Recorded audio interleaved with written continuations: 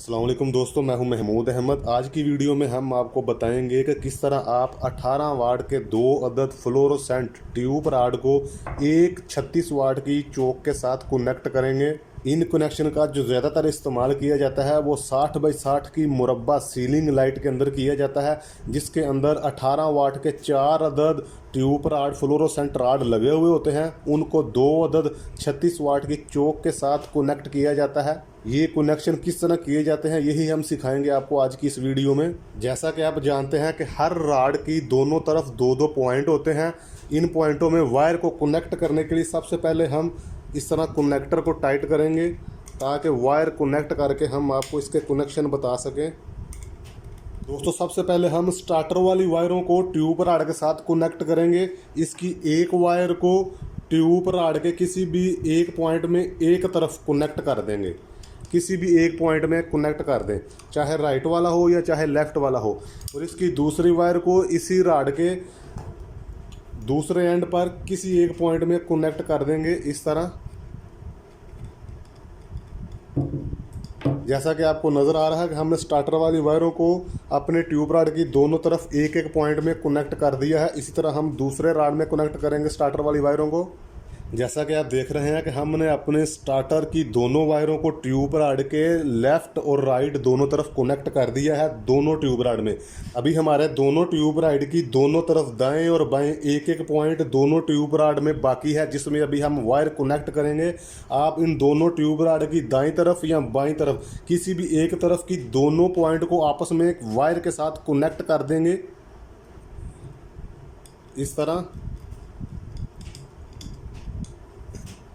और इसी वायर को हम दूसरी ट्यूबलाइट के दूसरे पॉइंट में कनेक्ट कर देंगे बिल्कुल इसी तरह,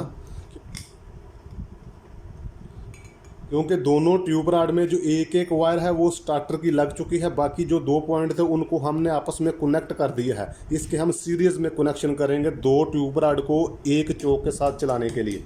अभी हमारी जो ट्यूब लाइटें हैं इनमें राइट तरफ दोनों में एक एक पॉइंट खाली है। इसमें अभी हम दोनों में एक एक वायर को कनेक्ट करेंगे। आपको कनेक्शन समझने में आसानी रहे इसलिए हमने एक ट्यूब राड के साथ ब्लैक वायर को कनेक्ट कर दिया है इस तरह, जैसा कि आप देख रहे हैं।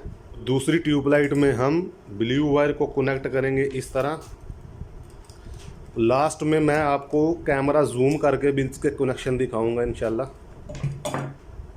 अपनी एक राड की जो ब्लैक वायर है यानी न्यूट्रल वायर जो है उसको डायरेक्ट हम अपनी बिजली की 220 की न्यूट्रल के साथ कनेक्ट कर देंगे बिल्कुल इस तरह।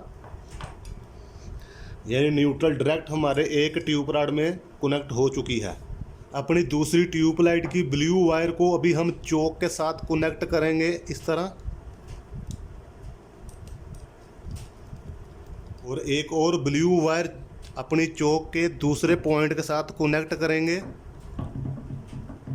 और उसी ब्लू वायर को अभी हम अपनी मेन 220 के मेन फेज के साथ कनेक्ट कर देंगे बिल्कुल इस तरह।